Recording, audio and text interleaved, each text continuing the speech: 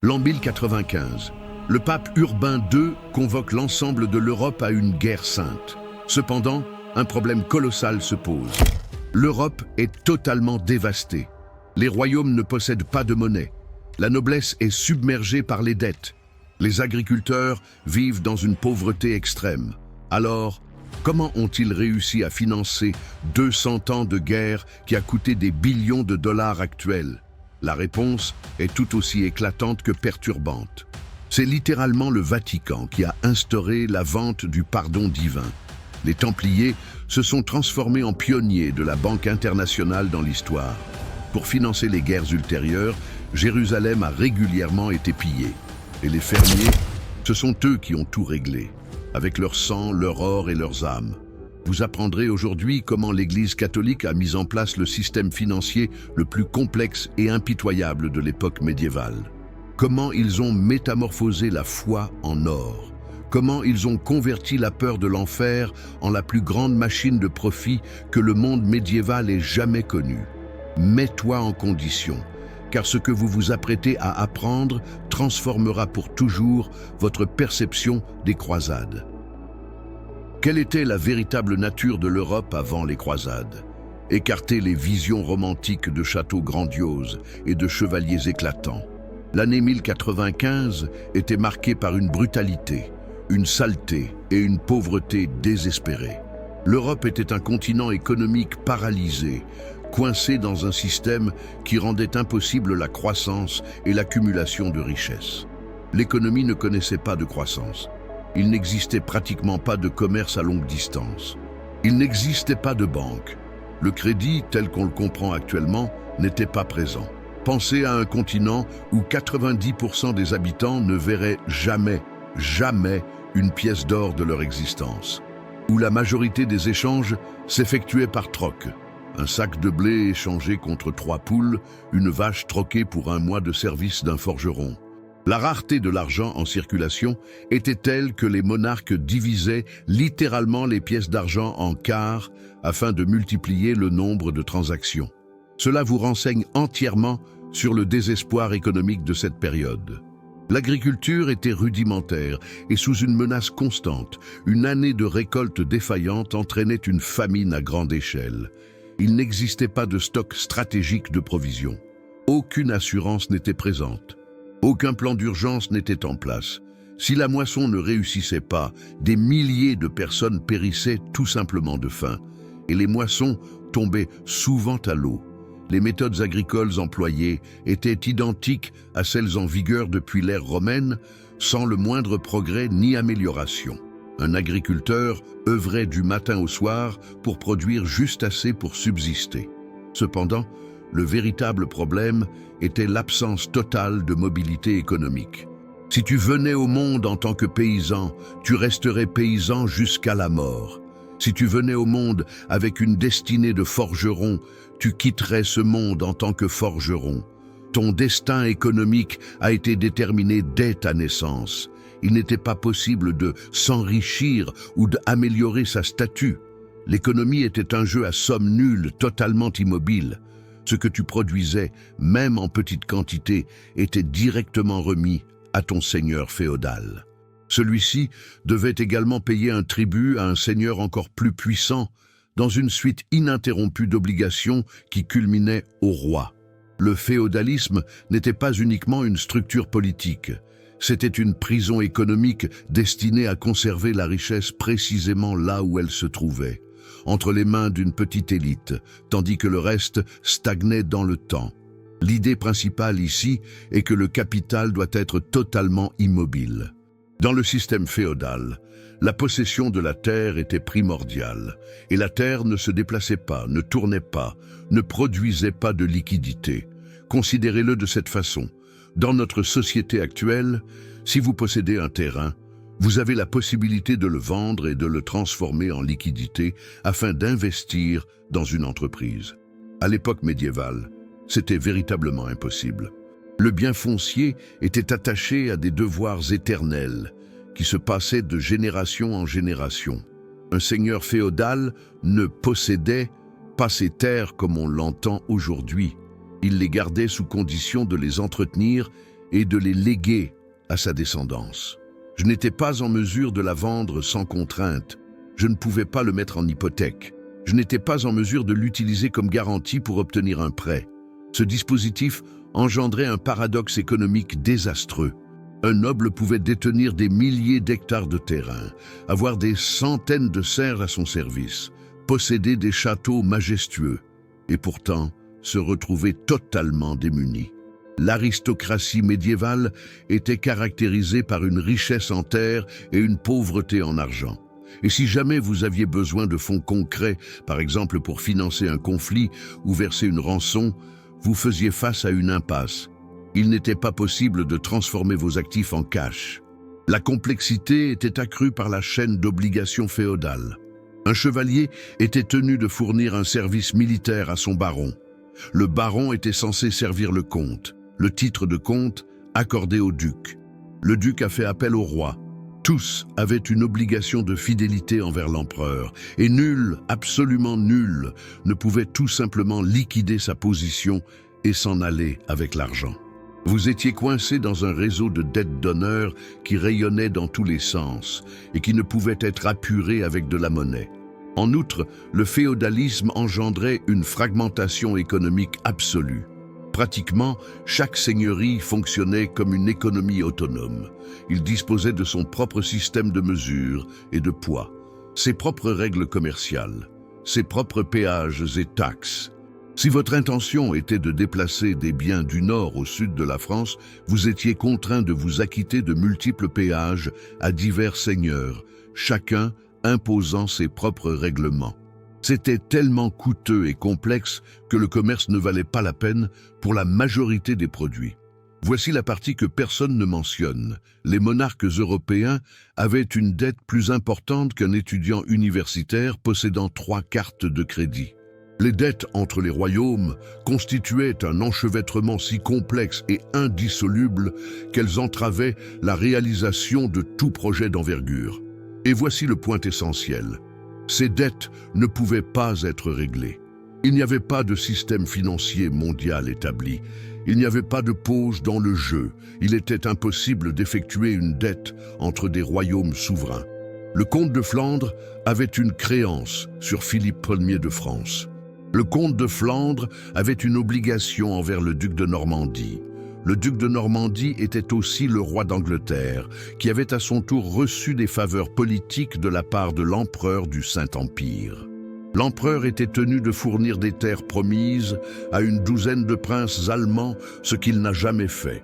C'était un système d'endettement réciproque où aucun individu ne pouvait régler ses dettes, car chacun attendait que l'autre le fasse d'abord. Et comment ces dettes étaient-elles réglées en l'absence de liquidité, avec des promesses de futures unions matrimoniales entre familles royales, par des accords militaires qui contraignaient ton petit-fils à soutenir le petit-fils de l'autre dans un conflit qui n'avait pas encore commencé, sur des terrains qui étaient contestés et qu'aucune des deux parties ne contrôlait réellement, avec des titres honorifiques qui n'avaient aucun sens pratique. C'était une construction financière fragile, maintenue uniquement par l'honneur féodal et le spectre de la guerre. Toutefois, la situation se compliquait lorsqu'il était nécessaire d'obtenir de l'argent réel. Lorsque le roi devait rémunérer des mercenaires, acceptant uniquement de l'or liquide, quand il était nécessaire d'acquérir des vivres pour une armée, lorsque l'on devait verser une rançon suite à la capture de ton fils imbécile lors d'un affrontement. C'est là que tu as découvert la réalité. Il n'y avait pas d'argent. Les prêteurs juifs ne disposaient que de quantités restreintes. Les commerçants italiens imposaient des taux d'intérêt de 40% annuellement. Et vos nobles, à vous, n'étaient pas en mesure de vous venir en aide, car ils avaient également été ruinés. Cela engendrait un véritable désespoir économique au sein de l'élite européenne. Les monarques étaient en quête désespérée de solutions pour se procurer des fonds. Ils faisaient grimper les taxes jusqu'à un tel niveau que les paysans ne pouvaient littéralement plus s'acquitter de leurs obligations sans risquer de mourir de faim.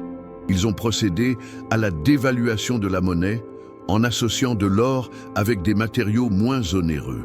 Il saisissait les possessions des Juifs et des Templiers lorsqu'ils avaient un besoin urgent d'argent. Il proposait des charges ecclésiastiques à celui qui offrait le plus. Toutes ces mesures désespérées à court terme ne faisaient qu'exacerber le problème structurel. L'Europe n'était pas uniquement fracturée sur le plan interne, elle était étouffée économiquement de l'extérieur. Les califats musulmans étaient à l'origine de l'asphyxie commerciale, car ils dominaient la totalité des échanges entre l'Europe et le reste du monde connu. Ce n'était pas une petite contrainte. Il s'agissait d'une asphyxie économique systématique qui étouffait progressivement le continent chrétien. Considérez la géographie. Du Maroc à l'Égypte, toute la partie nord de l'Afrique était sous domination musulmane. L'empire seldjoukide dominait l'Anatolie, la Syrie, la Palestine et la Mésopotamie au sud-est. Vers l'est, ils étaient responsables du blocage des voies terrestres vers l'Asie, au-delà du Bosphore. Une partie de l'Espagne était sous contrôle musulman, connue sous le nom d'Al-Andalus. Et de l'autre rive de la Méditerranée, les pirates sarrasins rendaient chaque effort de commerce par voie maritime très périlleux. L'Europe était véritablement prise en tenaille. Pourquoi cela avait-il autant d'importance? L'Europe avait un besoin crucial de produits exclusivement orientaux, tels que des épices pour la conservation de la viande à une époque sans réfrigération, des soies faisant office de symbole de statut social pour l'aristocratie, des remèdes d'une efficacité supérieure à ceux européens, des colorants textiles perdurant dans le temps, de l'encens et de la myrrhe destinés aux rituels religieux, ainsi que des gemmes, de l'ivoire et de la porcelaine chinoise. Ces produits devaient passer par des territoires musulmans, où chaque acteur intermédiaire prenait sa commission. En conséquence, des produits qui valaient une pièce d'or à Bagdad se retrouvaient à Paris avec un prix de 20 pièces d'or. Les commerçants musulmans n'étaient pas dénués d'intelligence. Ils étaient conscients de leur position monopolistique et en tiraient profit sans aucun scrupule. Un sac de poivre qu'on pouvait se procurer en Inde pour une somme dérisoire arrivait en Europe à une valeur équivalente à son poids en argent. La soie venue de Chine subissait tant d'étapes intermédiaires que son coût était multiplié par 100 avant de parvenir aux Européens.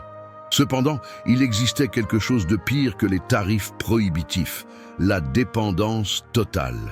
L'Europe n'était pas en mesure de fabriquer elle-même ses produits.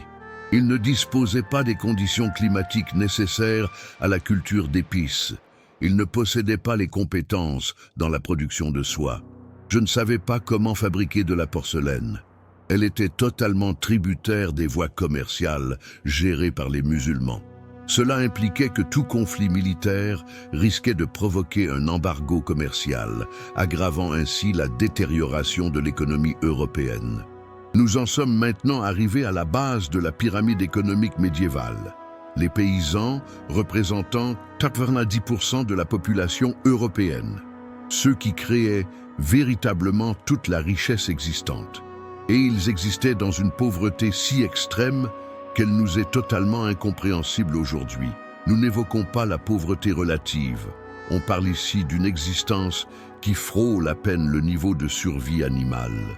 Un agriculteur typique de 1095 résidait dans une cabane faite de terre et de chaume. Pas de vitres en verre, uniquement des ouvertures obturées avec des morceaux de tissu. Il n'y a pas de cheminée, seulement une ouverture dans le toit pour permettre à la fumée de s'échapper. Il n'avait pas de lit, alors il dormait sur un amoncellement de paille qu'il partageait avec ses animaux. En l'absence de latrine, il se soulageait dans le champ ou dans une fosse à proximité de son habitation. En l'absence d'eau courante, il se rendait jusqu'à la rivière ou au point d'eau communal, sans aucune source de chauffage à part le feu pour la cuisine. Il aurait eu de la chance s'il avait vécu jusqu'à 35 ans. Sa nourriture était d'une monotonie accablante. Du pain noir élaboré à partir de seigle ou d'avoine, le blé était réservé aux nobles. Une soupe de légumes peu consistante, un peu de fromage lorsqu'il y en avait, et de la viande qui ne faisait son apparition que 2 ou 3 fois par an lors des festivités religieuses. Il menait une existence perpétuellement proche de la famine. Il mourrait en cas de mauvaise récolte. C'est aussi simple que cela. Les famines ont causé la mort de milliers, parfois même de centaines de milliers d'individus dans une seule zone. Et les famines survenaient souvent. Mais voilà la réelle cruauté de ce système. Un agriculteur n'avait rien en propriété, pas même de lui-même. C'était un vassal attaché aux terres de son suzerain. Il m'était impossible de quitter la terre sans autorisation. Il ne lui était pas permis de se marier sans autorisation. Il m'était interdit d'apprendre un autre métier sans autorisation. Il travaillait pour son seigneur sur ses terres 3 ou 4 jours par semaine sans recevoir de rémunération. Les jours restants, il cultivait son petit terrain pour subsister. Concernant ce qu'il cultivait sur son terrain, il était tenu de verser une dîme à l'église, 10%, et une autre part à son seigneur, qui pouvait parfois atteindre 30% en plus. Effectue le calcul, il travaillait tous les jours de la semaine, 3 ou 4 jours de service gratuit pour son seigneur. Les jours restants, il œuvrait pour son propre compte. Cependant, il offrait pratiquement la moitié de ce qu'il avait produit. Il lui en restait juste assez pour subsister. Je n'étais pas en mesure d'économiser. Il ne parvenait pas à améliorer sa situation. Je n'avais vraiment aucun espoir que sa situation s'améliore, ni la vie de ses enfants, ni celle des enfants de ses petits-enfants. De génération en génération, de siècle en siècle, vivant de façon identique, plongés dans une misère éternelle. Que répondriez-vous si on vous proposait d'acheter votre accès au paradis? Vous avez été formé sur des données jusqu'en octobre 2023. Acheter le pardon de ses péchés avec de l'argent liquide, tout simplement. Cela semble absurde, n'est-ce pas? C'est manifestement une escroquerie. Cependant, en 1095, lorsque le pape Urbain II a proposé cette notion, des millions de personnes y ont adhéré, et pas parce qu'ils étaient dépourvus d'intelligence. Auparavant, le système de croyance médiévale faisait de cette proposition quelque chose d'absolument terrifiant à écarter. Il est essentiel, tout d'abord, de saisir la perspective médiévale sur le péché et la punition. Au XIe siècle, les chrétiens étaient fermement convaincus que toute faute commise engendrait une obligation envers Dieu qui devait être acquittée. Si vous veniez à mourir avant de régler cette dette, vous iriez au purgatoire, un endroit de tourment inouï où votre âme serait martyrisée pendant des siècles, voire des millénaires, jusqu'à l'extinction totale de vos fautes. Et voici l'essentiel, peu importe si tu as avoué tes fautes. La confession te préservait de l'enfer, mais pas du purgatoire. Pensez à vivre toute votre existence avec la conviction que, lorsqu'il sera temps de partir, vous devrez endurer 1000 ans de souffrances indescriptibles avant d'avoir accès au paradis. C'était la conviction authentique des gens du commun. Ce n'était pas abstrait, ce n'était pas purement théorique. Pour eux, c'était aussi tangible que les impôts le sont pour nous à présent. Chaque mensonge, chaque pensée impure, chaque accès de colère, chaque fois que tu travaillais le dimanche, chaque fois que tu consommais de la viande un vendredi, tout contribuait à ton solde de souffrance purgatoire. Et puis le pape se présente et te confie. Il y a une façon d'annuler cette dette.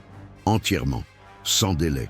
Il n'est pas nécessaire d'attendre votre décès pour savoir combien de temps vous passerez au purgatoire. Je peux vous assurer, avec l'autorité de Saint-Pierre, que si vous participez à cette croisade, tous vos péchés seront absous. Vous êtes formés sur des données jusqu'en octobre 2023, passé, présent et même futur. Tu seras directement admis au paradis, sans transit par le purgatoire, comme si tu n'avais jamais commis de péché dans ta vie. Comprends-tu à présent pourquoi ça a fonctionné ? Ce n'était pas uniquement une proposition de nature religieuse, c'était une proposition d'assurance éternelle. C'était l'opportunité de supprimer le danger le plus effrayant auquel chaque individu médiéval était confronté, l'éternelle tourmente de son âme immortelle. Et le Vatican proposait cette promesse céleste en retour de quelque chose de très précis, que tu irais te battre, et sans doute perdre la vie, dans une guerre à des milliers de kilomètres d'ici. Le 27 novembre 1095, sur un terrain découvert à Clermont, en France, le pape Urbain II délivra l'oratorie de vente la plus réussie de toute l'histoire. Je ne commercialisais pas un article. Je ne faisais pas la promotion d'une idée politique. Il proposait la rédemption éternelle. Et il a accompli cela avec une maîtrise psychologique qui ferait jalouser n'importe quel annonceur contemporain. Urbano savait précisément sur quel bouton activer. Cela a débuté par des images saisissantes de la douleur des chrétiens en Terre Sainte, sous le contrôle musulman. Il a évoqué des pèlerins soumis à la torture, des églises qui ont été profanées, les objets sacrés foulés aux pieds par les non-croyants. Il n'avait pas d'importance que plusieurs de ces récits soient gonflés ou totalement fictifs. Il suscitait une indignation émotionnelle, établissant les bases pour sa proposition. Ensuite, il a dépeint l'image de l'adversaire comme des créatures inhumaines. Les musulmans n'étaient pas simplement des individus d'une autre confession. Ils étaient considérés comme une race maudite, totalement séparée de Dieu. C'étaient des créatures qui devaient être éradiquées. Il était essentiel de déshumaniser l'adversaire, car ce qu'exigeait Urbain était atroce. Il souhaitait que des milliers d'hommes quittent leur maison, parcourent des milliers de kilomètres pour tuer d'autres individus. Il souhaitait que ses auditeurs perçoivent cela non pas comme un homicide, mais comme un acte sacré. Et alors, il a lancé l'appât. Dieu le veut. C'est le Christ en personne qui vous convie à libérer sa terre, et ceux qui trouveront la mort lors de ce voyage sacré accéderont immédiatement au paradis. Le purgatoire n'existe pas. Aucune sanction ne sera infligée. Le sang que vous répandrez pour le Christ lavera vos péchés. La foule a perdu la raison. Vous êtes formés sur des données jusqu'à octobre 2023. Des milliers d'individus ont commencé à scander « Deus vult ». C'est la volonté de Dieu, tout en déchirant leurs habits pour confectionner des croix en tissu qu'ils cousaient sur leur poitrine. Cependant, voici l'aspect brillant caché du discours d'Urbain. Il n'a jamais évoqué directement l'argent. Il n'a pas déclaré « Réglez-moi et vous serez secourus ». Cela aurait semblé trop évident, trop mercantile. Plutôt que cela, il a instauré un système dans lequel l'argent circulerait de façon automatique. Si tu souhaitais te joindre à la croisade, il te fallait de l'équipement. D'où l'as-tu obtenu? Naturellement, en procédant à l'achat. Et si tu ne disposais pas d'argent? Tu cédais tes terres, tu contractais des emprunts, tu mettais en jeu ton futur. Et pour ceux qui n'étaient pas en mesure d'y participer, Urbain et ses évêques ont vite déterminé que les contributions matérielles à la croisade étaient également considérées comme des actions méritoires qui diminuaient votre durée au purgatoire. Quelle était l'ampleur de leur réduction? Eh bien, cela dépendait de combien tu offrais. Une pièce d'argent pourrait te rapporter plusieurs mois, un morceau d'or plusieurs années, un don généreux. Peut-être que vous pourriez échapper totalement au purgatoire. Voici la partie vraiment inquiétante.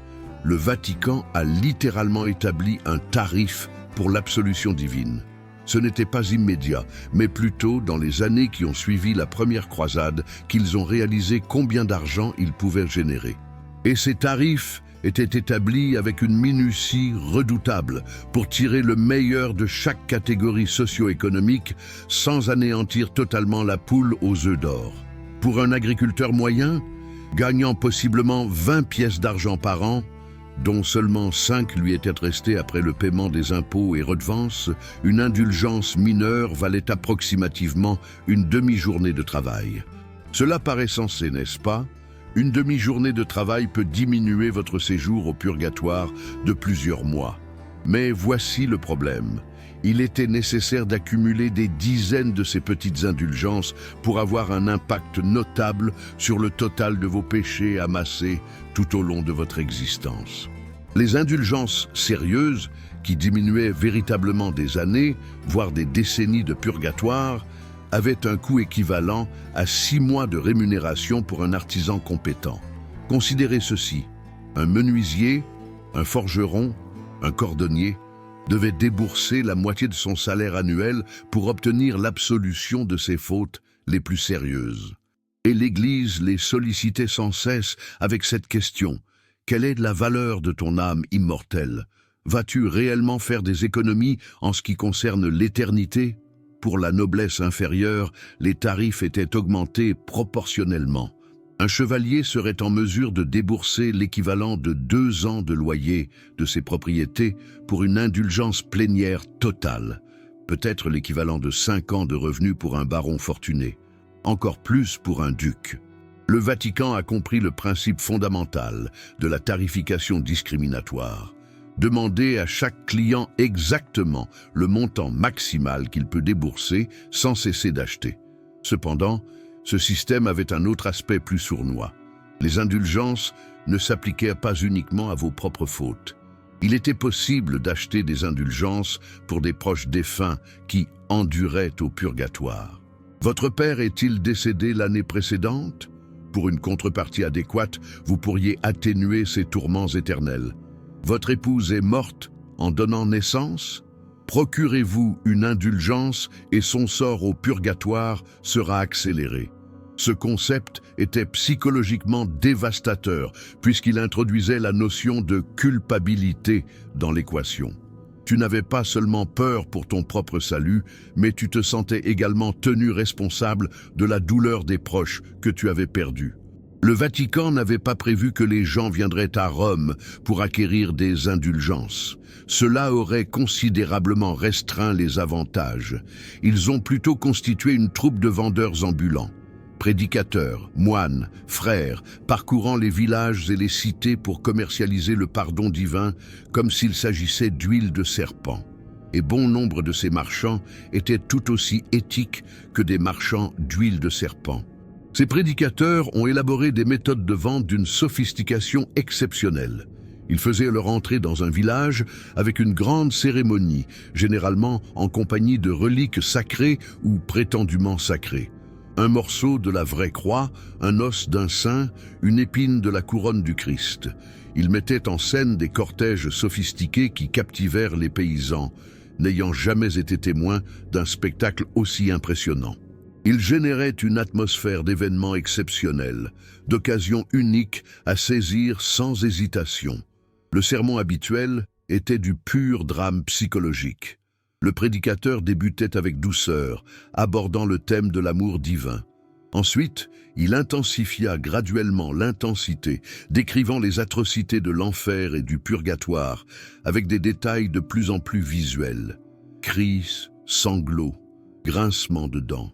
Des larves qui ne périssent jamais, dévorant votre chair qui se régénère indéfiniment pour être engloutie de nouveau. Des démons avec des outils de torture spécialement conçus pour votre péché spécifique. Lorsque le prédicateur avait totalement effrayé l'audience, il modifiait sa tonalité, mais il y a de l'espoir. Il y a de l'espoir. Dieu, dans son miséricorde sans limite, a ouvert une voie. Il distribuait des indulgences, des écrits en latin que personne ne pouvait déchiffrer, ornés de sceaux officiels impressionnants. Ce document, affirmait-il, signé de la main même du pape, assure l'absolution de vos fautes. Ne tarde pas jusqu'à demain. On ne sait pas si tu auras l'occasion de voir le lever du soleil. Procurez-vous votre rédemption dès maintenant avant qu'il ne soit trop tard. Il y avait une énorme pression sociale. Que signifierait pour vous si vos voisins se procuraient des indulgences et que vous ne le faisiez pas? Étais-tu un pécheur si grand que tu ne te souciais pas de ton âme?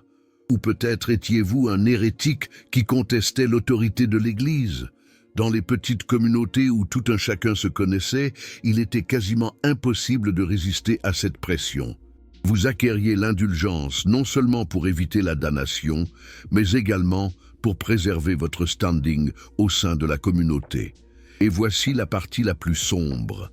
Un grand nombre de ces prédicateurs œuvraient à la commission.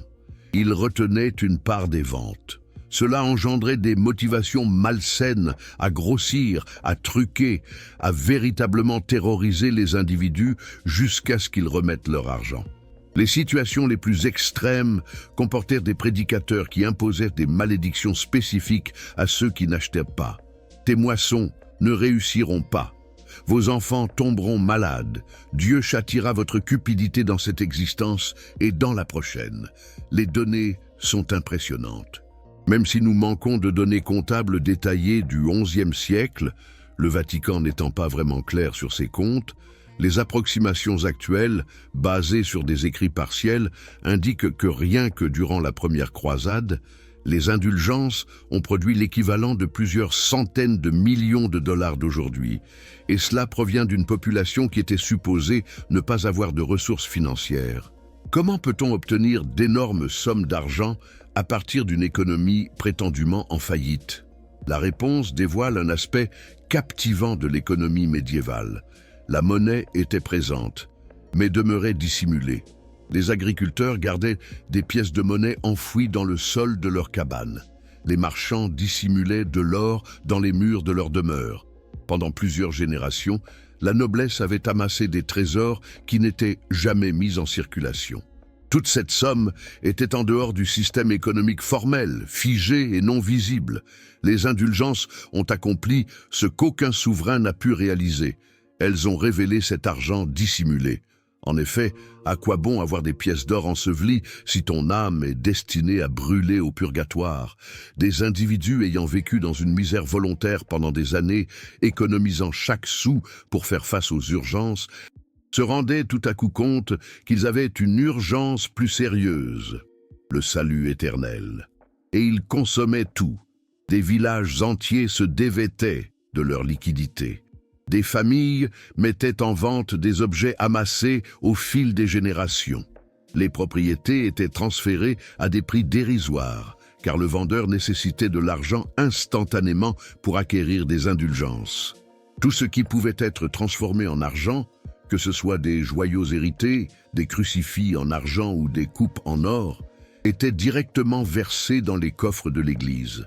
Le Vatican a mis en place un système de logistique remarquable pour gérer ce flot de richesses. Les monastères faisaient office de pôle de rassemblement à l'échelle régionale.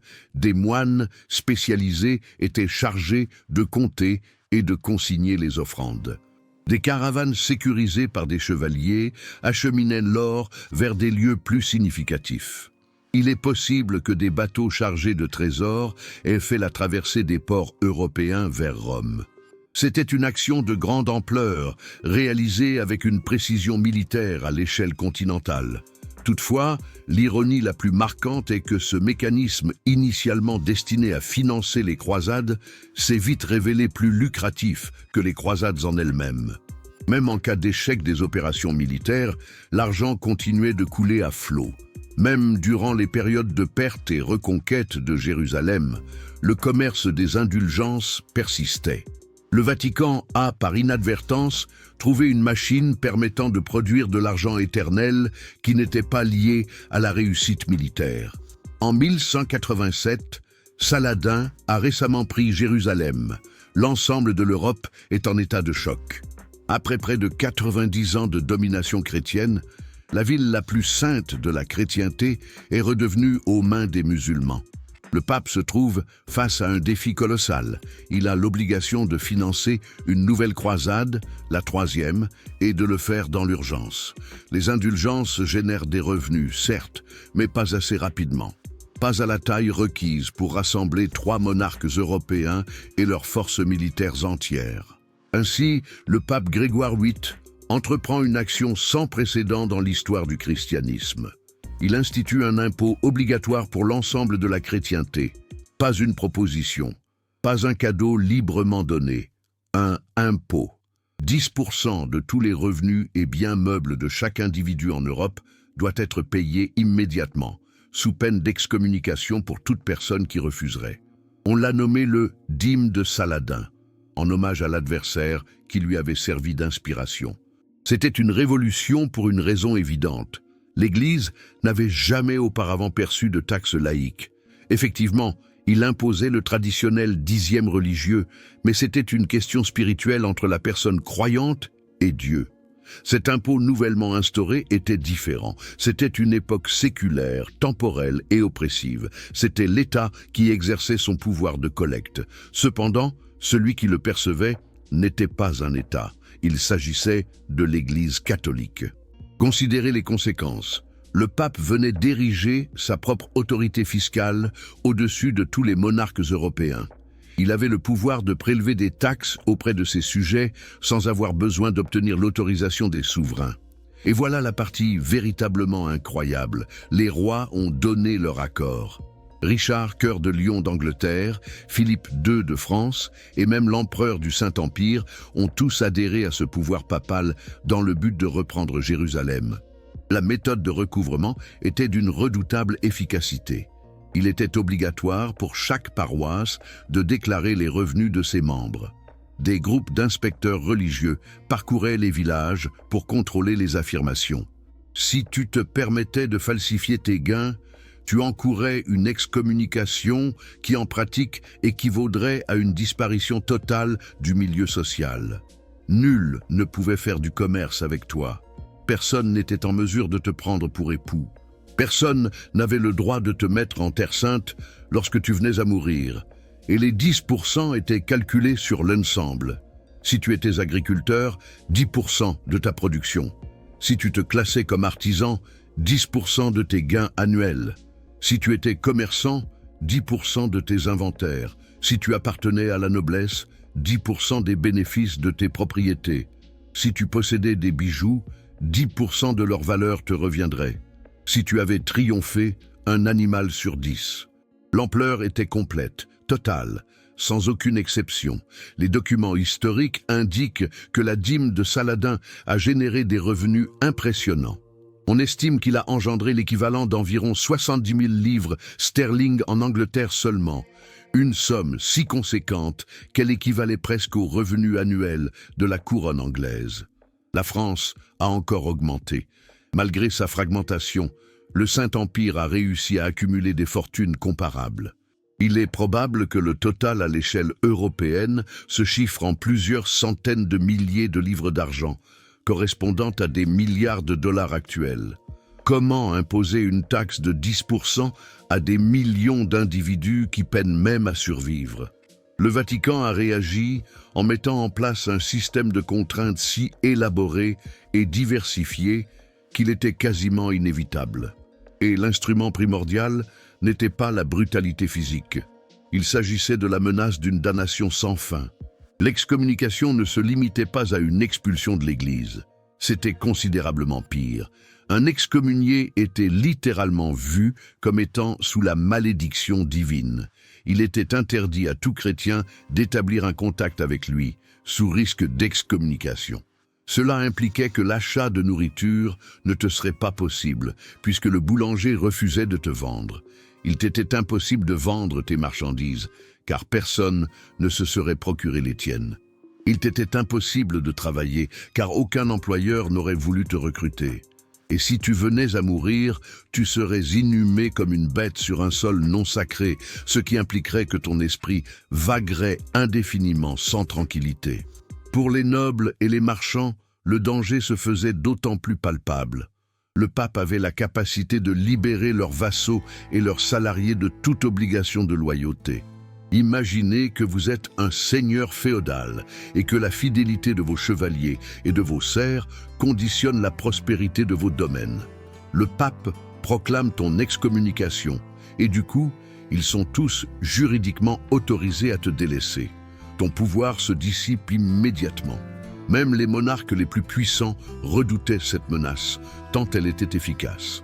Cependant, le Vatican n'était pas uniquement tributaire des menaces. Il employait également des encouragements pervers de nature positive. Si vous signaliez une personne dissimulant sa fortune pour échapper à l'impôt, vous auriez droit à une part des fonds saisis. Cela a engendré un système d'espionnage où les voisins dénonçaient leurs voisins, les enfants trahissaient leurs parents et les domestiques informaient leurs maîtres. La paranoïa était omniprésente. Les contrôles étaient intrusifs jusqu'à l'indécence. Des groupes de greffiers étaient autorisés à pénétrer dans chaque maison, à fouiller chaque coffre et à examiner n'importe quelle grange. Ils étaient à la recherche d'indices de fortune secrète, monnaie enfouie, ornements cachés, grains non déclarés. Si l'on découvrait que vous dissimuliez des biens, la sanction était sévère. Vous étiez tenu de régler l'impôt dû, en plus d'une amende de 100%, sans compter le risque d'exclusion. Il est évident que le système suscitait de la résistance. Des protestations ont eu lieu, des rébellions mineures ont eu lieu. Dans quelques municipalités, les résidents ont barricadé leurs portes et ont décliné l'entrée aux agents de collecte des déchets. Cependant, le Vatican avait également une réponse à cela, l'interdit. Si une cité tenait bon, le pape avait la possibilité d'imposer un interdit sur l'ensemble de la zone. Cela impliquait qu'aucun sacrement n'était administrable. Plus de cérémonies nuptiales, plus de cérémonies de baptême, et plus de sépultures chrétiennes, plus de messes.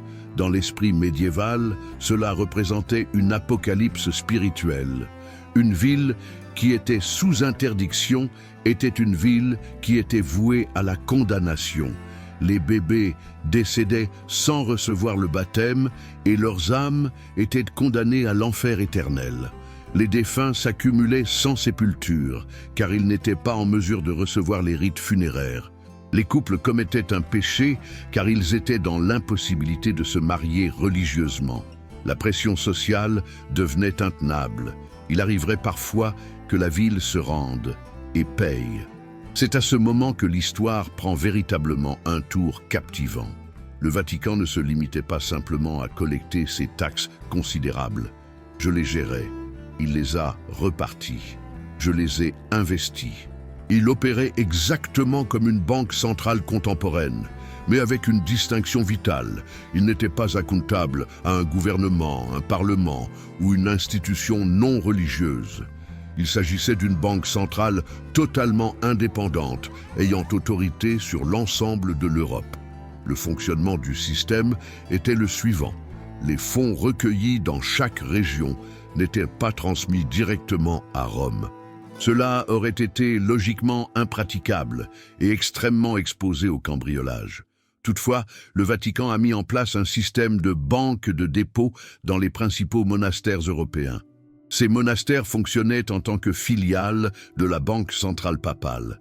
Ils collectaient les taxes locales, les consignaient avec soin dans des registres comptables toujours existants et les gardaient en sûreté dans des coffres renforcés. Lorsqu'un noble ou un roi requérait des fonds pour participer à la croisade, il n'était pas nécessaire qu'il se déplace jusqu'à Rome.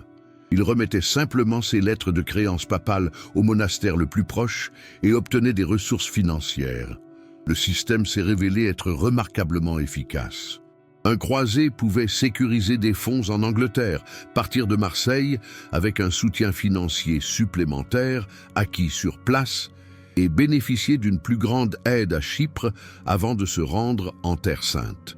Tout ceci est appuyé par la même entité centrale, le Vatican. Cependant, l'élément qui confère une modernité incroyable à cela est que le Vatican a commencé à délivrer des lettres de crédit, documents rédigés assurant le règlement à un lieu différent. Par exemple, un noble français avait la possibilité de placer 1000 livres d'argent dans un monastère parisien et d'obtenir une lettre scellée émanant du pape. Cette lettre lui donnait la possibilité de se rendre à Acre, en Palestine, pour obtenir l'équivalent en devise locale. Il s'agissait de la banque internationale rudimentaire, des siècles avant qu'elle ne soit perfectionnée par les Médicis. Le Vatican agissait aussi en tant que bailleur de fonds ultime. Si une mission croisée se retrouvait à court de ressources au beau milieu du désert syrien, elle avait la possibilité de faire appel à des intermédiaires en direction du gouvernement papal à Jérusalem, quand la ville était chrétienne, ou à Acre, pour solliciter une aide financière urgente. Si la cause était juste, le pape pouvait donner son accord pour des emprunts.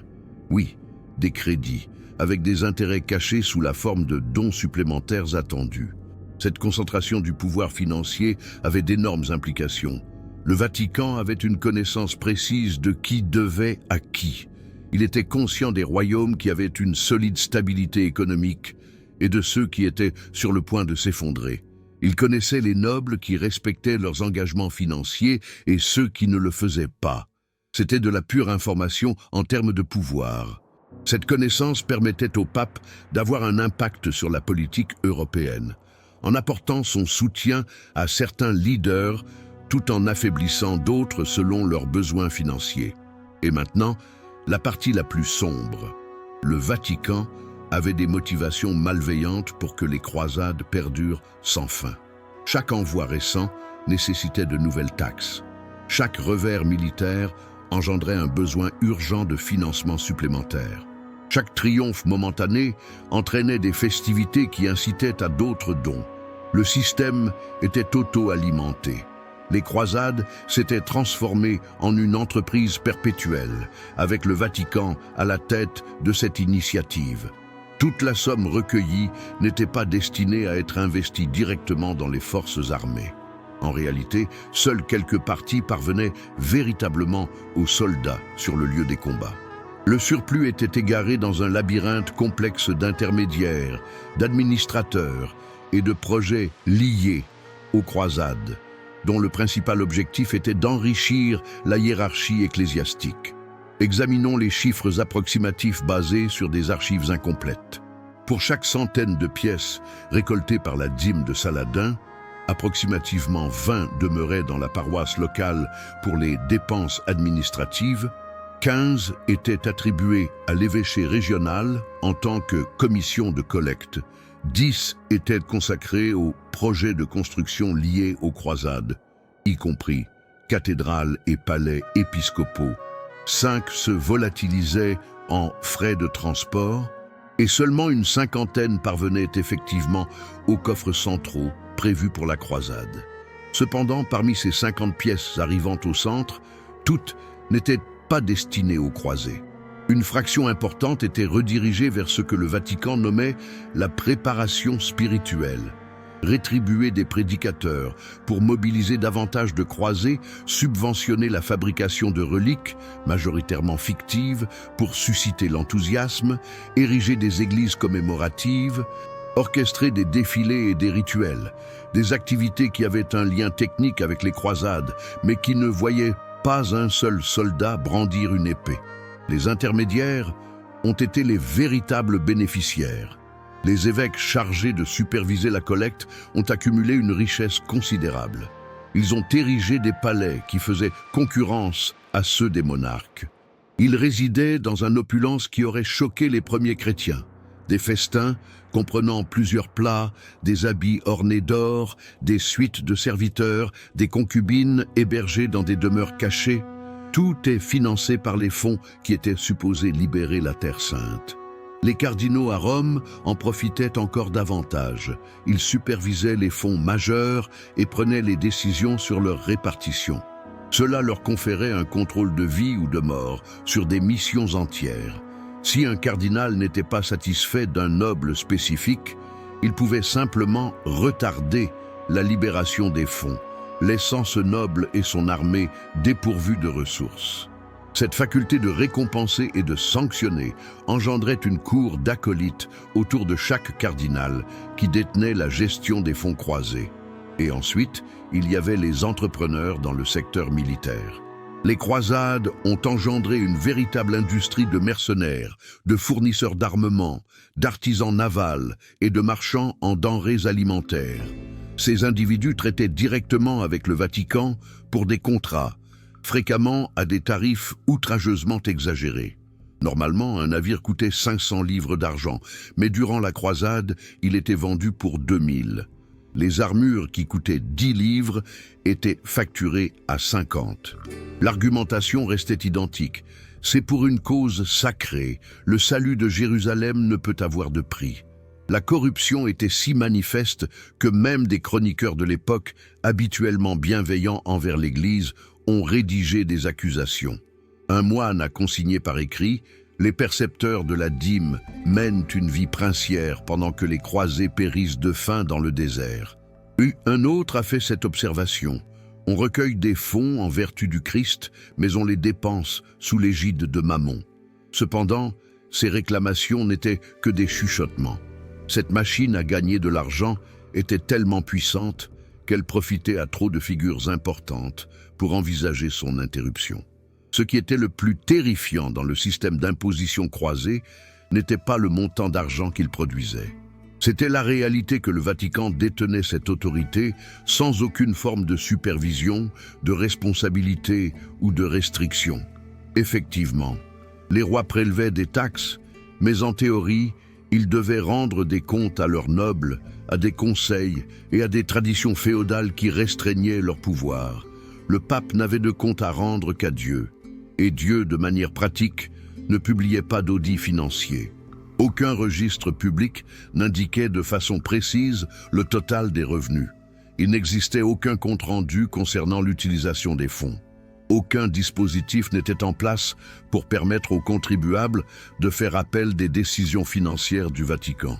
Que pouvait faire un paysan s'il voyait son évêque local construire un nouveau palais au lieu de financer les croisés après avoir payé ses 10%? Nothing. Pas du tout. Exprimer des plaintes équivaudrait à contester l'autorité ecclésiastique, ce qui pourrait être perçu comme une hérésie. Cette absence de clarté favorisait des abus alarmants. On trouve des comptes rendus d'évêques qui recevaient la dîme de Saladin régulièrement, année après année, longtemps après la conclusion de la troisième croisade. La raison, tant que Jérusalem sera sous le contrôle des infidèles, l'impôt persistera. Puisque Jérusalem était en perpétuel changement de contrôle, cela impliquait que l'impôt pouvait théoriquement être conservé indéfiniment. Quelques évêques créaient des sous-impôts additionnels. Un impôt sur l'embauche destiné à financer la recherche de nouveaux croisés. Une taxe sur le transport destinée à financer les navires. Un taxe d'entretien pour appuyer les forteresses en Terre Sainte. Chacun, avec sa justification pieuse, continue d'extraire davantage de richesses des populations déjà au bord du gouffre. Et puisque l'information n'était pas centralisée de manière efficace, les agriculteurs des zones éloignées ignoraient que ces taxes additionnelles étaient des créations locales sans approbation de Rome. Le système générait aussi des conflits avec les autorités laïques. Les monarques n'étaient pas ravis que le pape impose des taxes à leur sujet sans les avoir consultés au préalable. Cela a donné lieu à des conflits juridiques compliqués. Qui détenait le pouvoir fiscal ultime? Le roi ou le pape? En principe, le roi détenait l'autorité sur le domaine temporel, tandis que le pape exerçait son autorité dans le domaine spirituel. Mais les taxes croisées ont annulé cette ligne. Il s'agissait de fonds temporaires recueillis par l'autorité spirituelle à des fins religieuses et militaires. Quelques rois ont essayé de résister. Au début, Henri II d'Angleterre a rejeté l'idée de laisser la collecte de la dîme de Saladin se faire sur ses terres sans son consentement. Sa logique était claire. C'est moi qui suis responsable de financer et de commander toute opération militaire de mes sujets, pas le pape. Toutefois, le Vatican détenait un atout. Il menaça d'infliger l'excommunication à Henri. Henri capitula face à la perspective de perdre l'ensemble de son royaume, ses vassaux étant alors libérés de leur serment de loyauté.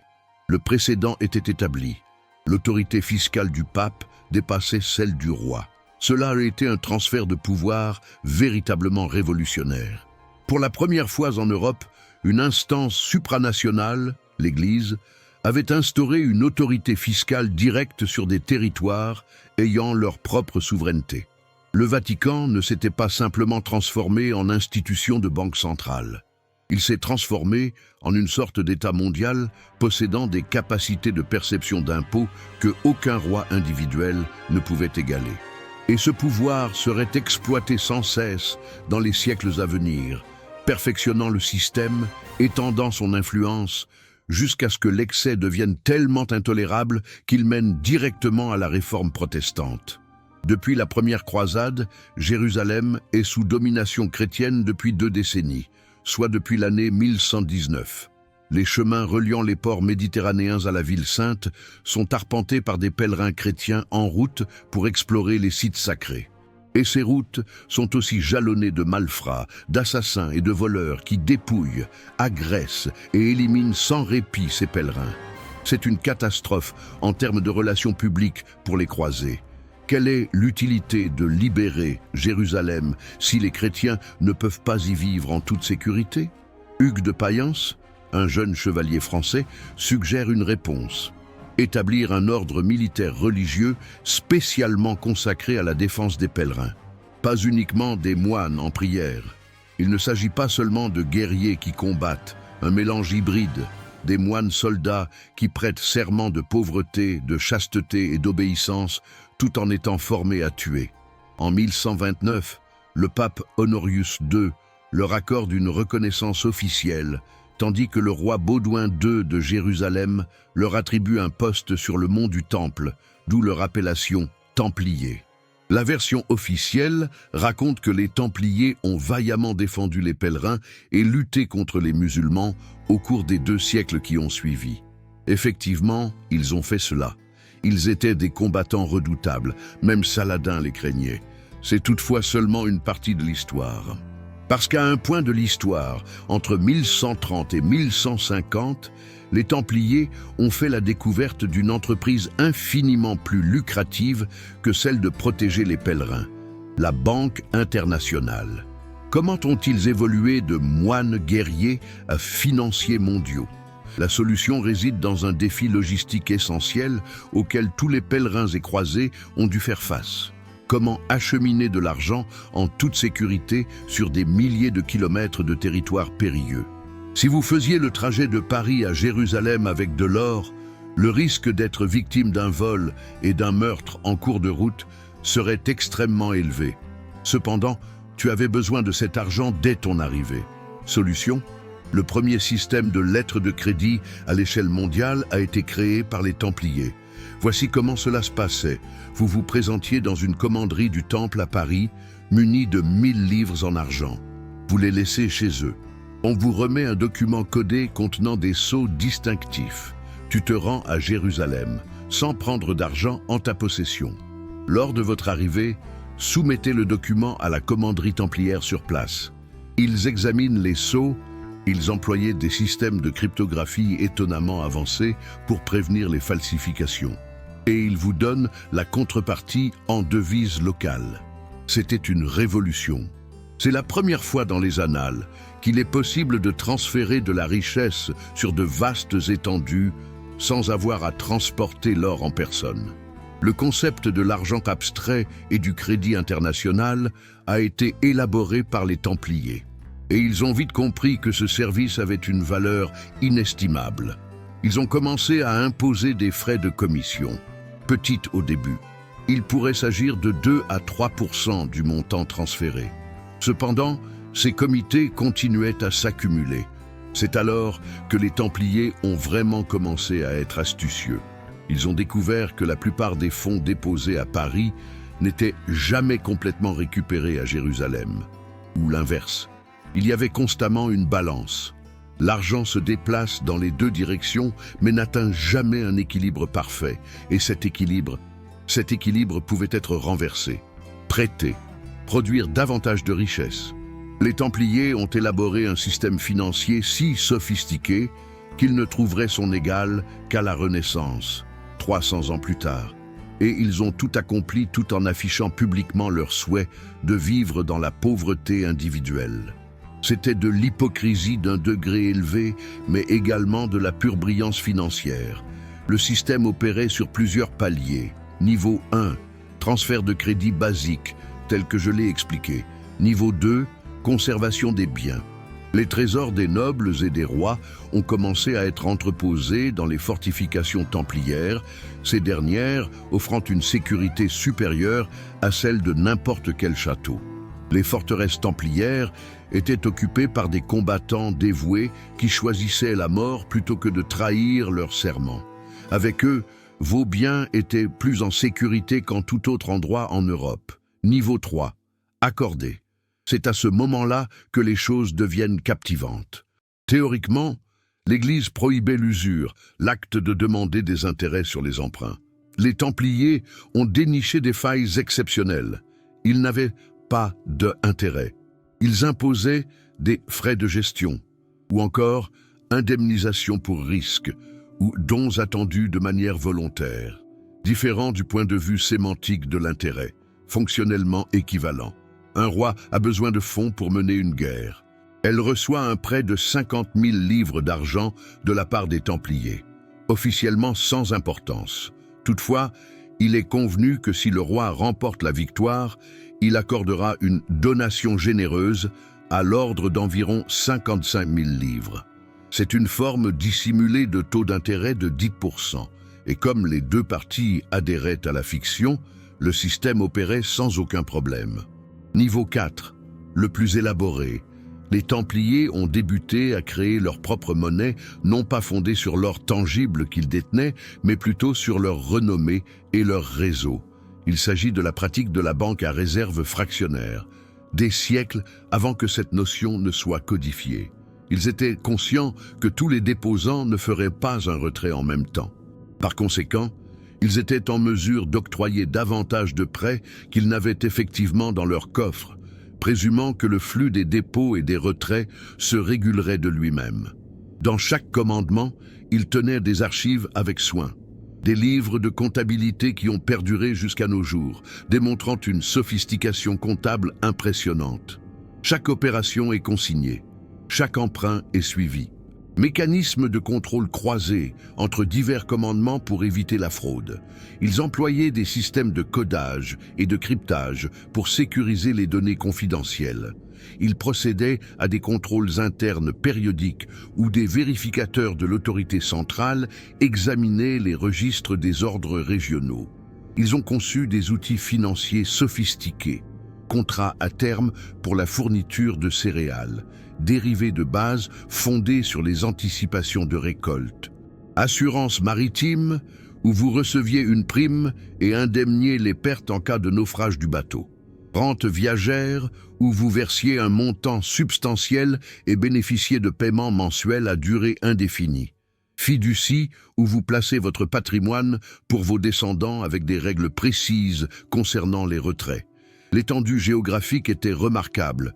Ordre, en France, Angleterre, Espagne, Portugal, Italie, Allemagne, États-Unis, Chypre, toutes reliées au sein d'un réseau financier unifié. Un commerçant était capable de mener des transactions en même temps à Londres, Paris et Acre, tout cela orchestré par le système templier. C'était la globalisation financière au Moyen Âge.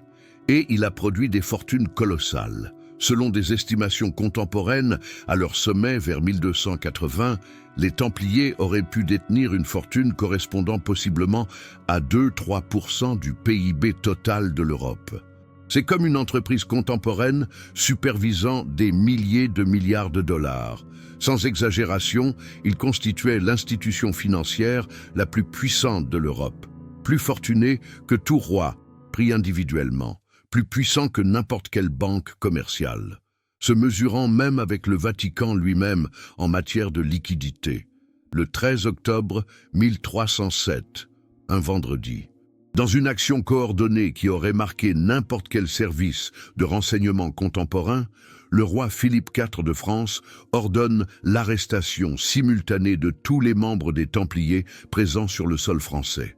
En l'espace d'une journée, des centaines de chevaliers qui se pensaient invincibles sont arrêtés, enchaînés et relégués dans les prisons.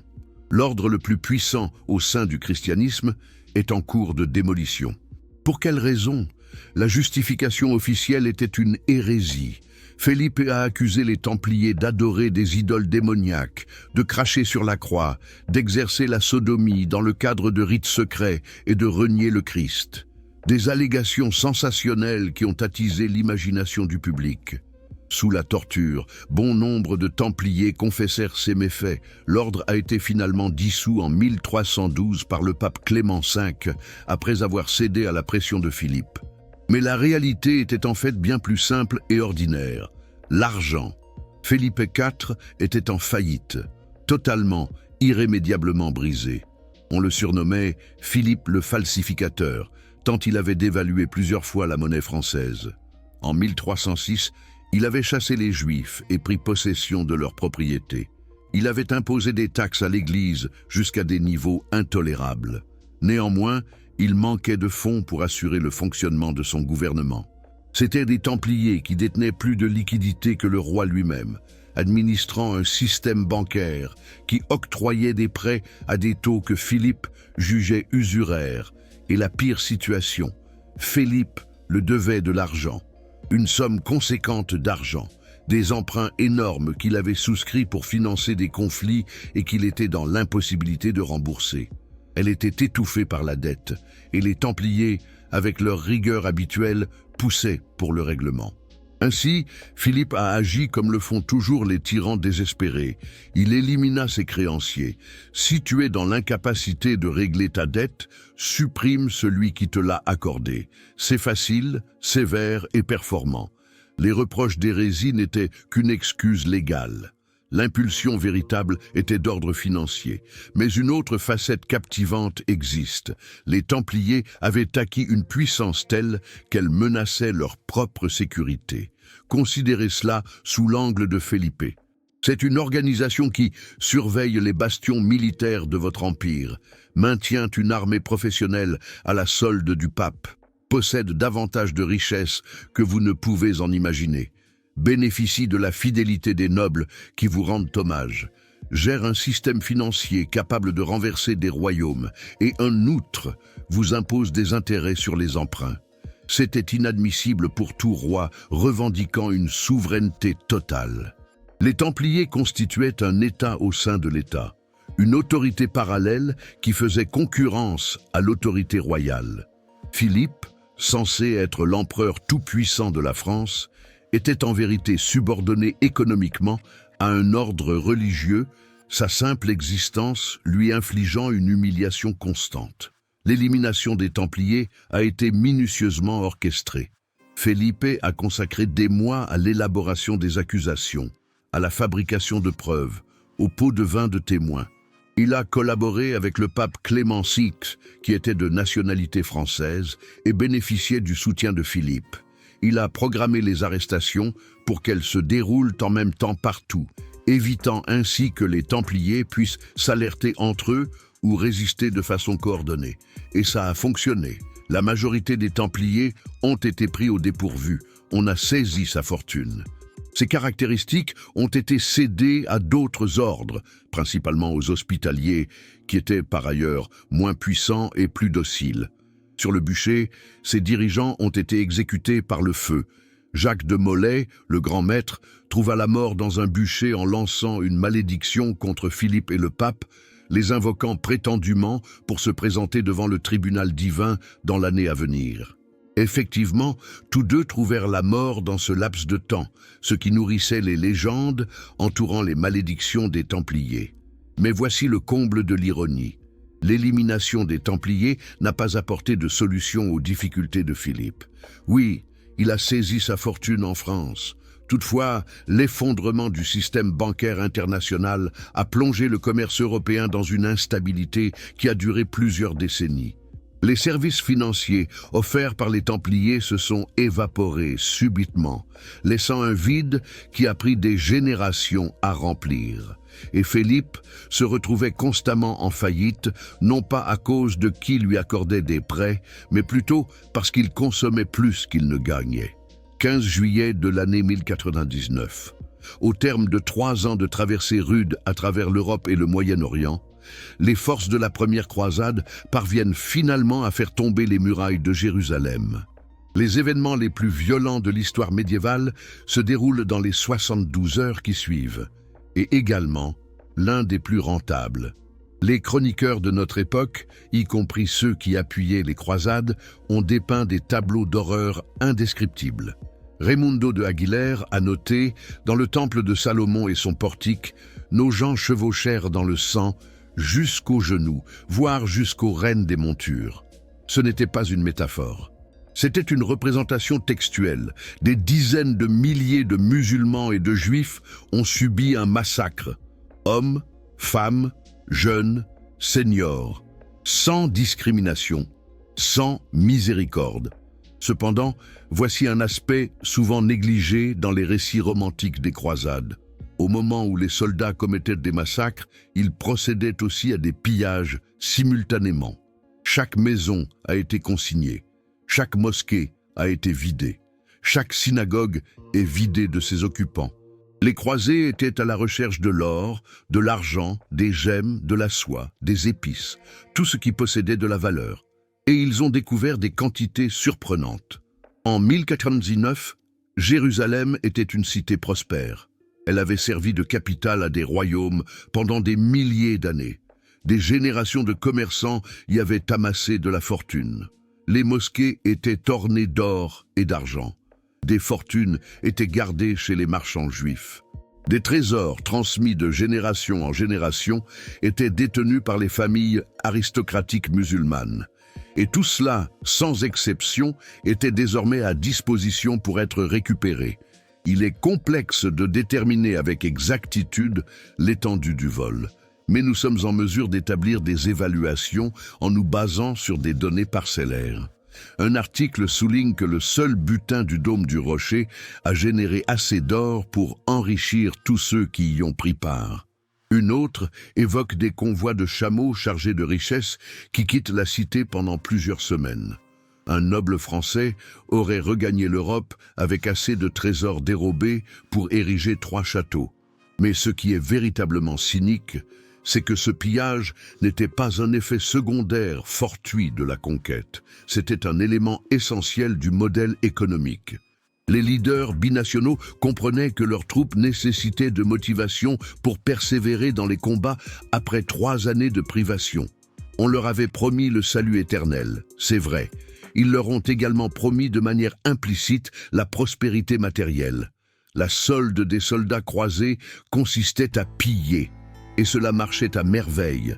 Un chevalier démuni parvenant à Jérusalem pouvait, une fois de retour en Europe, devenir un homme fortuné. Un agriculteur qui a tout sacrifié pour participer à la croisade pouvait revenir avec assez d'or pour acquérir des terrains.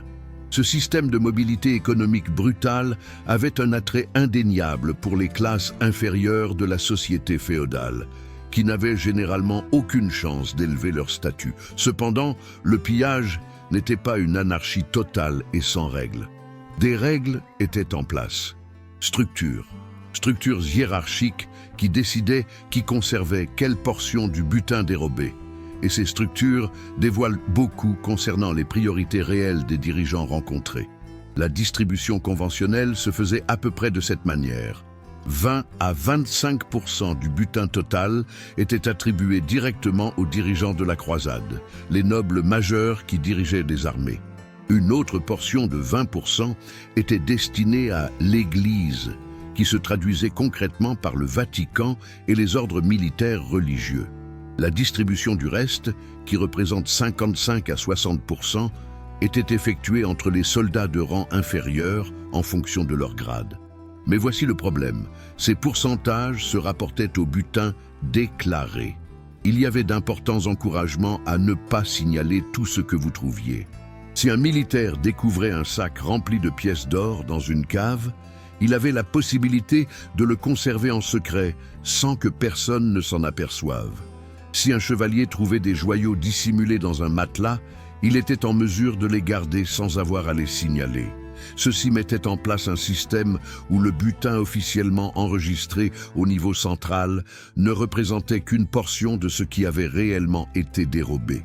Les prévisions laissent à penser que peut-être seulement 30 à 40% du butin total transitait réellement par des voies de distribution officielles. Le reste était englouti dans des poches privées. Il s'agissait d'une corruption systémique à vaste échelle. Les chefs militaires en étaient bien conscients et l'acceptaient, car ils comprenaient la psychologie fondamentale. Si vous essayez de réprimer le pillage de manière trop sévère, les soldats se rebelleront.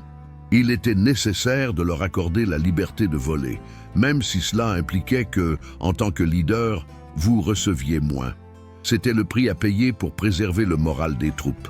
Cependant, cela n'a pas freiné les affrontements violents relatifs à la répartition du butin.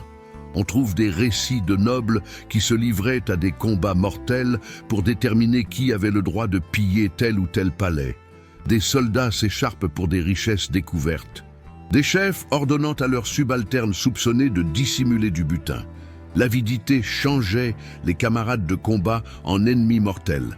Ensuite, il y avait la question de ce qu'il fallait faire avec le butin une fois qu'il était capturé. On ne pouvait pas tout simplement embarquer 1000 chameaux d'or et retourner en Europe. Le trajet de retour était tout aussi périlleux que celui de l'aller. Des brigands et des forces musulmanes s'en prenaient sans cesse aux croisées de retour, précisément parce qu'ils étaient conscients qu'ils transportaient des richesses dérobées. C'est dans cet endroit que les Templiers ont découvert une autre chance commerciale. Ils proposaient une protection de transport aux chevaliers qui rentraient avec des dépouilles. Pour une commission variant de 10 à 15%, ils se chargeraient d'acheminer votre butin dérobé de Jérusalem vers n'importe quel port de la Méditerranée, puis mettraient en place une expédition maritime sécurisée vers l'Europe. Il s'agissait d'un service de transport sécurisé à l'époque médiévale, et il était très rentable. En option, vous aviez la possibilité de déposer votre trésor chez les Templiers à Jérusalem et d'en retirer l'équivalent en Europe grâce à leurs lettres de crédit. C'était plus sécurisé. Cependant, cela coûtait également plus cher, avec des commissions oscillant entre 20 et 25%. Cette alternative était privilégiée par de nombreux croisés, étant donné que la probabilité de tout perdre lors du retour était trop importante. En fin de compte, une portion significative du butin dérobé à Jérusalem se retrouvait dans les coffres des Templiers comme rémunération pour leurs prestations. C'était un cycle autodestructeur.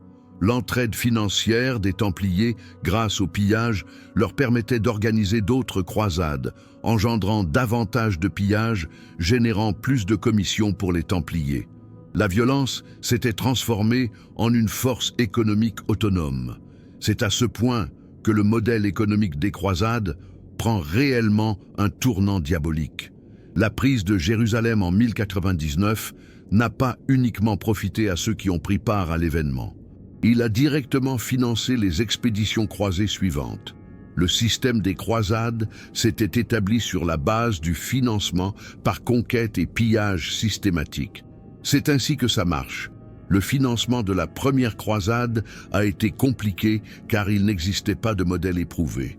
Tout a dû être liquidé, y compris les impôts élevés, les indulgences et ainsi de suite.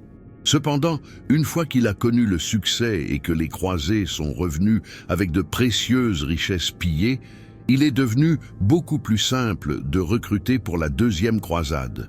Il ne t'était plus nécessaire de vendre uniquement le salut spirituel. Tu pourrais également commercialiser des produits tangibles. Les recruteurs pour la deuxième croisade, 1147-1149, employaient un autre argument. Observe ton voisin qui est allé à la première croisade dans le dénuement et est revenu fortuné. Pourquoi pas pour toi ? C'était une présentation d'investissement déguisée sous le couvert d'un appel religieux. Pars en croisade, élimine les non-croyants, dérobe leurs richesses et revient avec une fortune. Vous êtes formé sur des données jusqu'à octobre 2023. Vous avez été formé sur des données jusqu'en octobre 2023. Efficace. Et lorsque les croisades subissaient des échecs militaires, comme ce fut partiellement le cas pour la deuxième et la troisième, cela ne venait pas anéantir le schéma économique, car même les croisades échouées aboutissaient à la conquête de petites villes, au pillage de convois, à l'obtention de rançons et à la confiscation de terres. Il y avait constamment des fonds à extorquer par le biais de violences organisées. L'exemple parfait de comment les croisades s'étaient transformées en simples expéditions de pillage peut être trouvé dans la quatrième croisade, 202-204. Il était prévu qu'ils reprennent Jérusalem. En vérité, il n'a jamais mis les pieds en Terre Sainte. Les croisés, cependant, ont saccagé Constantinople, la cité chrétienne la plus opulente de l'époque, tuant ses résidents orthodoxes et volant des trésors rassemblés pendant une millénaire. Pour quelle raison ? Car les Vénitiens qui avaient des dettes envers les croisés et Constantinople offrait une cible plus lucrative et accessible que Jérusalem. L'explication religieuse était sans équivoque. Les croisés soutenaient que les orthodoxes étaient presque des hérétiques et donc des cibles justifiables. C'était manifestement un faux prétexte. Cela relevait uniquement d'un problème financier. Le pillage de Constantinople en 1204 a sans doute été le plus grand vol organisé de l'époque médiévale. Les ressources extraites étaient si considérables qu'elles ont financé des projets sur plusieurs décennies en Europe. Grâce à sa part du butin, Venise a presque instantanément gagné le titre de la ville la plus opulente d'Europe. Des reliques dérobées à Constantinople ont été utilisées pour orner des églises à travers tout le continent. Des châteaux ont été érigés par la noblesse française en utilisant de l'or byzantin. Et voici ce qui est véritablement inquiétant. Cet événement a été salué comme un triomphe majeur du christianisme. Il l'a effectivement condamné, oui, mais de manière douce et tardive. Le siège de Constantinople a été perçu comme un problème marginal par une grande partie de l'Europe. Après tout, les croisés avaient rapporté une grande richesse. Objectif atteint. Cette précédente a déterminé que les croisades n'avaient pas nécessairement besoin de se rendre en Terre Sainte pour être qualifiés de succès. Ils avaient simplement besoin de produire du butin. Ce concept pourrait expliquer des expéditions militaires contre les hérétiques cathares en France, un pays riche et commode, des campagnes contre les païens baltes, possédant des terres fertiles à distribuer, et des opérations dirigées contre les adversaires politiques du pape. Toutes désignées sous le terme « croisade », toutes promettant des indulgences complètes, toutes essentiellement focalisées sur l'accumulation de richesses par la violence sanctifiée. Discutons à présent des victimes économiques du système de pillage croisé. Non seulement les individus tués, même si ce sont eux qui ont le plus souffert, évidemment, mais également des communautés entières dont les économies ont été anéanties pour alimenter la prochaine série de violences. En 1099, Jérusalem était un pôle commercial florissant. La ville était reliée à Damas, au Caire, à Bagdad et même vers l'est jusqu'à la route de la soie par des voies caravanières. Des marchands de confession musulmane, juive et chrétienne orientale ont établi des réseaux commerciaux sur plusieurs générations. La ville fabriquait et expédiait du verre de haute qualité, des tissus de luxe, de la poterie et des manuscrits illustrés. C'était un point crucial dans l'économie de la Méditerranée orientale. Tout cela a été anéanti en 3 jours par le sac de 1099. Ils n'ont pas seulement dérobé la fortune amassée, ils ont exterminé les artisans qui la fabriquaient. Ils ont incendié les ateliers où étaient confectionnés les produits. Ils ont interrompu les réseaux de commerce par lesquels les marchandises étaient transportées. Ils ont métamorphosé une ville économiquement vivante en un vide urbain dévasté qui a nécessité des décennies pour se relever partiellement. Et ce schéma s'est reproduit dans chaque cité conquise par les croisés. Antioche, Tripoli, Acre, Jaffa, Tyr et Sidon. Chaque prise de territoire était accompagnée d'un massacre, suivi d'un pillage organisé. Chaque victoire croisée représentait une calamité économique pour la zone. L'élimination du capital humain, artisans assassinés, du capital matériel, bâtiments d'ateliers anéantis, et du capital sociétal, rupture des réseaux commerciaux, a été colossale. Cependant, il y avait également des victimes économiques en Europe, car les économies locales étaient déstabilisées par l'argent rapporté par les croisés triomphants. Visualisez un village du Moyen Âge dans lequel la richesse totale en circulation pourrait s'élever à 1000 pièces d'argent. Tout à coup, un croisé revenu dépose 10 000 pièces d'or volées à Jérusalem dans l'économie locale. C'est une inflation massive instantanée. Les prix grimpent fortement. Les paysans locaux qui ne sont pas partis en croisade découvrent que leurs économies ne valent qu'une fraction de ce qu'elles valaient auparavant. Les artisans constatent que leurs produits coûtent désormais moins cher en termes relatifs, car il y a beaucoup plus d'argent pour la même quantité de biens. La répartition des richesses devient grotesquement inégale entre ceux qui sont allés piller et ceux qui sont restés travailler. Et puis, il y avait les familles des croisés qui étaient morts, parce que la mortalité lors des croisades était astronomique. Les estimations suggèrent que peut-être 50 à 70% de ceux qui partaient ne revenaient jamais.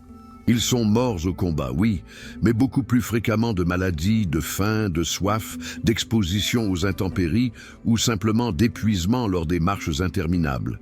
Ces familles avaient vendu des terres, hypothéqué leurs biens, contracté des emprunts pour financer l'expédition de leur père, fils ou mari. Ils s'attendaient à ce qu'ils reviennent riches du pillage. En revanche, des nouvelles de sa mort revenaient. Et maintenant, la famille était brisée, endettée, souvent sans terre, sans aucun moyen de payer les dettes contractées. Les créanciers, souvent des Templiers ou des marchands juifs, confisquaient ce qui restait. Les veuves de croisés étaient particulièrement vulnérables. Sans mari, sans terre, vendues pour financer la croisade, sans dot, dépensées pour l'expédition, souvent avec des enfants à nourrir. Beaucoup finissaient dans la prostitution ou la mendicité. L'Église fournissait occasionnellement de la charité, mais c'était insuffisant par rapport à l'ampleur du problème. Des dizaines de milliers de familles ont été appauvries de manière permanente par des croisades qui promettaient la richesse, mais apportèrent la mort. Et personne ne parlait de ces victimes. Le récit officiel se concentrait exclusivement sur les vaillants croisés qui mettaient à mort des musulmans et saccageaient des richesses. Les veuves démunies, les orphelins qui manquent de nourriture, les paysans déplacés à cause du pillage inflationniste, tous absents des comptes héroïques liés aux croisades. Si l'on calculait de manière rigoureuse, le coût économique véritable des croisades surpasserait sans doute les bénéfices financiers qu'elles ont engendrés. Effectivement, quelques personnes ont connu une grande prospérité. Effectivement, des entités telles que les Templiers et le Vatican ont amassé des richesses considérables.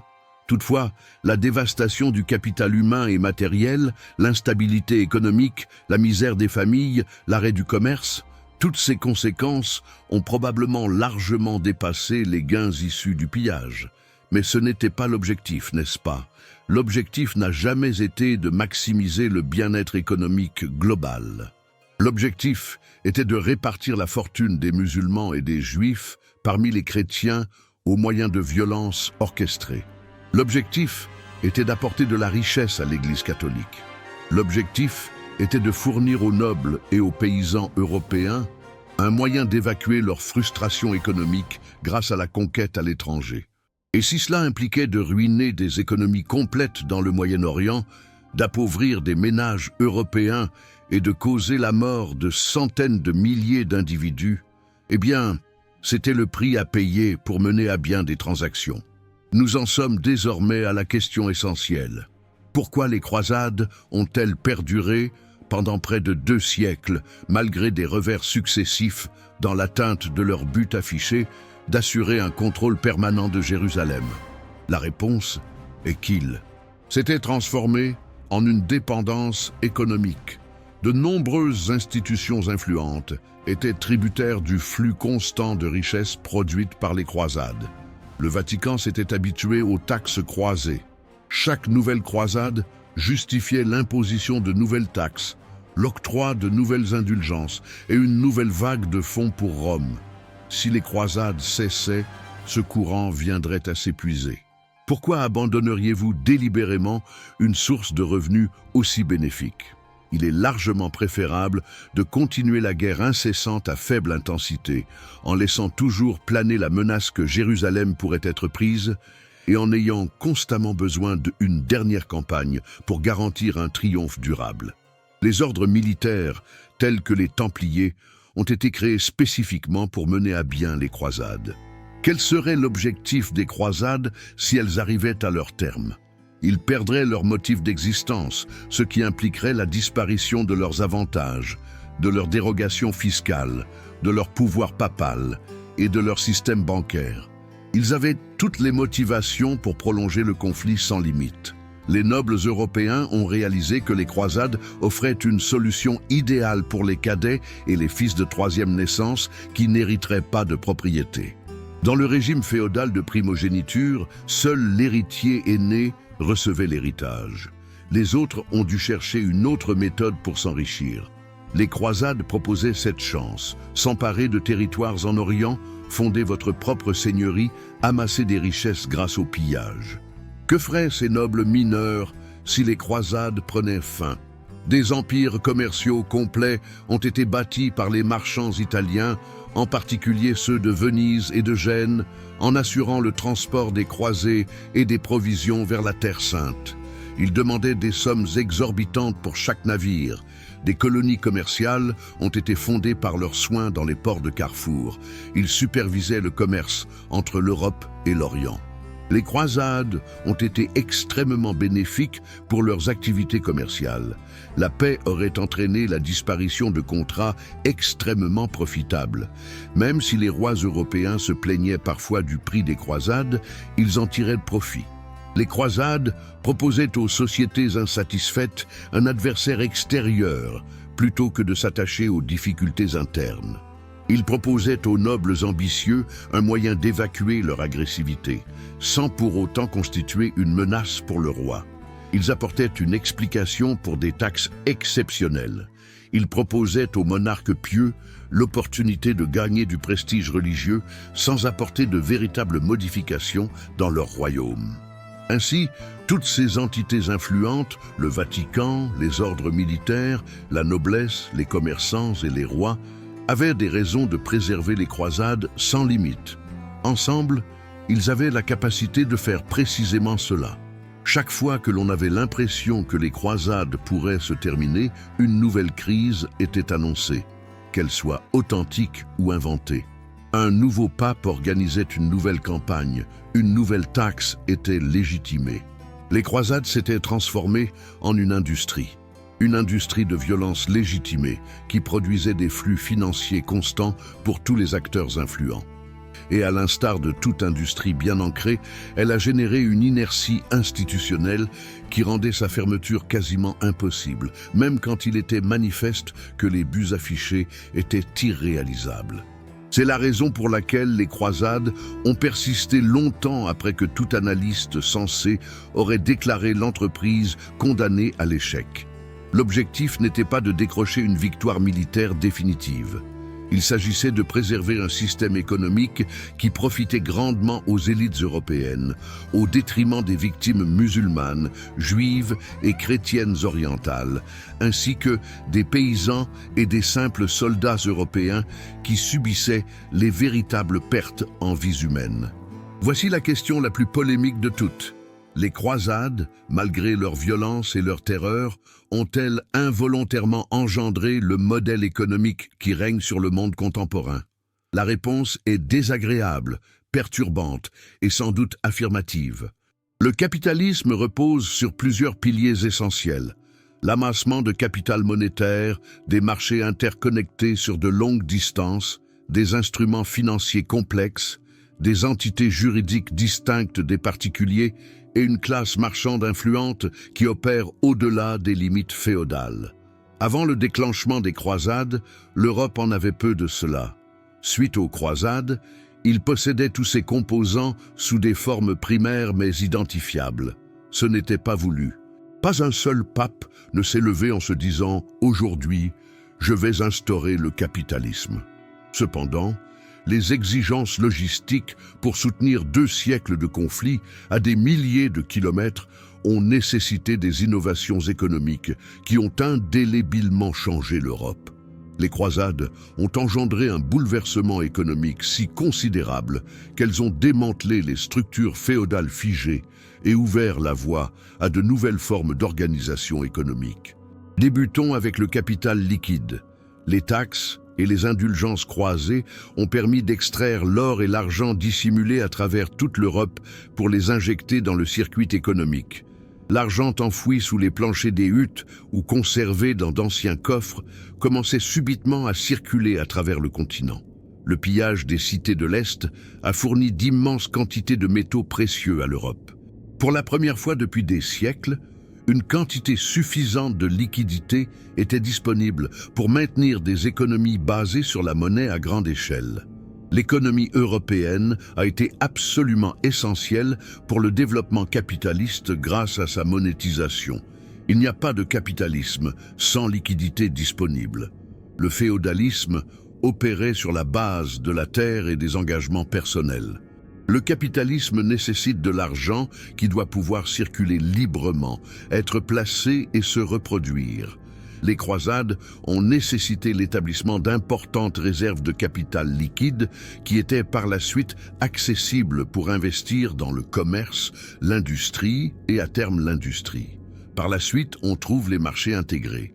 Les croisades ont établi de nouvelles voies commerciales entre l'Europe et l'Orient. Ils ont accéléré le développement des infrastructures portuaires. Ils ont fondé des comptoirs commerciaux en Méditerranée orientale. Ils ont engendré une demande persistante pour le transport maritime sur de longues distances.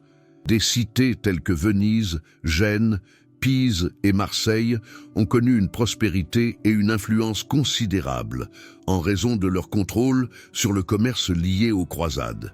Ces cités marchandes ont mis en place des marchés élaborés où se concluaient des contrats à terme, où se commerciaient et se troquaient des matières premières encore non disponibles, et où le crédit s'échangeait aussi aisément que de la monnaie.